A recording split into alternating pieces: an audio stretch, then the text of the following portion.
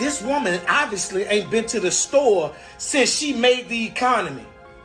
Because she'll know not to even get up there and say nothing about no $750 that don't do in a grocery store. We ain't talking about clothes. These people lost everything.